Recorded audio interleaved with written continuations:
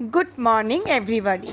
সকাল সকাল স্বাগত জানাই তোমাদেরকে আমার আরও একটি নতুন ভিডিওতে। সকাল সকালই ঘুম থেকে উঠে নিজের কাজকর্ম সেরেই বেরিয়েছি একটু বাইরে এই কাজটা দিতে যাওয়ার জন্য। কাজ দিয়েই বাড়ি ফিরে স্নান করে একদম চলে এসেছি রান্নাঘরে। দেখছো তোমরা এত মাছ কী হবে, সত্যিকার কথা আজকে আমাদের বাড়িতে রান্না পুজো, তাই তোমরা এত মাছ দেখছো একসঙ্গে। এইটাই শুধু না, এটা শুধুমাত্র এবেলা রান্নার জন্যই হবে। ছেলেটার আছে স্কুল, তাই সকাল সকালে একটু রান্না বসিয়েছি। আজকেও আমি স্কুল যাইনি, স্কুল আমার ছুটি আছে, তো ওই জন্যই এবেলার মতন মাছটা আগে ভেজে আমি তার রান্নাটা বসিয়ে দেবো ঝটপট, যেহেতু ও স্কুল খেয়ে যাবে। এক ব্যাচ রান্না মাছ আমার ভাজা কমপ্লিট হয়ে গেছে, দ্বিতীয় ব্যাচ মাছ আমি ভাজতে দিয়েছি। এদিকে মাও দেখেছো কত কত সবজি কাটতে শুরু করেছে। রান্না পুজোর জন্য এইগুলো সবই আমাদের ভাজাভুজি হবে, তবে এবেলা এগুলো কিছুই হবে না, এগুলো হবে সেবেলাতে। আমি টুকটুক করে রান্নাটাও শুরু করেছি, বেশ কিছুটা সেরেও ফেলেছি। এই দেখো, এদিকে আলু পোস্ত করেছি, মাছের ঝোল করেছি, আর এখানে হচ্ছে সব রকমের সবজি দিয়ে মাছের মাথা ও একটু তেল দিয়ে একটা তরকারি, বা যেটাকে অনেকে ছেঁচড়াও বলে। যাই হোক, দেখতে দেখতে মোটামুটি আমার এই রান্নাটাও কমপ্লিট। এইটা হলে আমার এবেলার রান্না কমপ্লিট। এবার রান্না আমার সারা, এবার লেগেছি সেবেলার মাছগুলো আমি ভেজে রাখতে। অর্থাৎ কালকে সকালে আমাদের এখানে পান্তা ভাত খাওয়া হয়, আমি তারই মাছগুলো ভেজে রাখছি। রাত্রে হবে এইটার মাছ পোস্ত। মাছ ভাজাও কমপ্লিট। রান্নাঘরটার অবস্থা দেখেছো খুবই খারাপ, একদম গোছ করে বাসনপত্র মেজে এবেলার মতন রান্নাবান্না সবই সারা। এবার বসেছি এক মহা বিশ্বযুদ্ধে। কী বলো তো, এই নারকেলটা ছাড়াতে।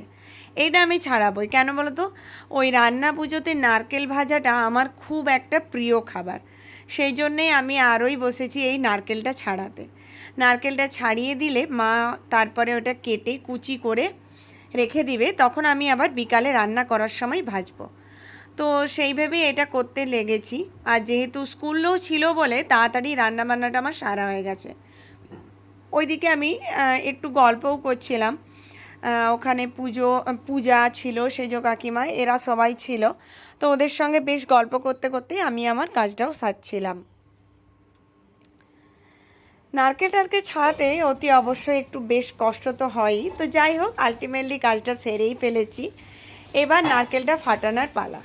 দেখো আমি কি বোকা, কাটারি পেছনটা দিয়ে নারকেলটাতে ঘা মারছিলাম, দেখছি কিছুতেই নারকেলটা ভাঙছেনি। তো তখন কি মনে হলো যে দেখি কাটারিটা ঘুরিয়ে আঘাত করলে যদি নারকেলটা ফাটে।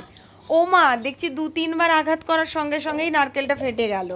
আর আমি বোধহয় পেছন দিয়ে ঠুকতে থাকলে সারাদিন ঠুকতেই থাকতাম আর নারকেলটা ভাঙতো না। নারকেলটা এত সুন্দর পুড়েছে যে কি বলবো। চলো এবার যাব উপরে। সেই কাল থেকে কাপড় জামাগুলো তো জড়ো হয়েই পড়ে আছে, কেননা এত বৃষ্টি এখানে যে কি বলবো। আজকেও সারা দিনই খেপে খেপে বৃষ্টি আসছেই।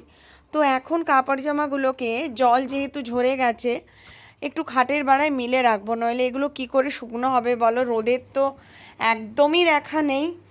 তো সেই ভেবেই আমি এই বারান্দার খাটেতে চলে এসেছি। খাটের বাড়াতে যতটা সম্ভব মিলে দেব, বাকি কিছুটা বিছানার চাদরটা আরে দড়িতেই ভালো করে মিলে রাখবো।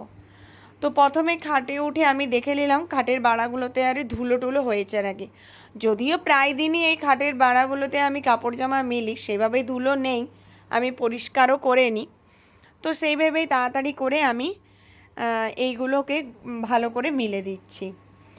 তোমাদের সঙ্গে আমি আবার পরের ভিডিওতে দেখা হবে, আমি দেখাবো আমাদের রান্না পুজোতে আমি কি কি রান্না বান্না করছি না করছি। আমি জানি না তোমাদের এই রিচুয়ালসটা আছে কি নেই, তবে আমাদের আছে, আর এটাকে আমি খুবই ভালোবাসি। তো আজ এই পর্যন্তই, টাটা।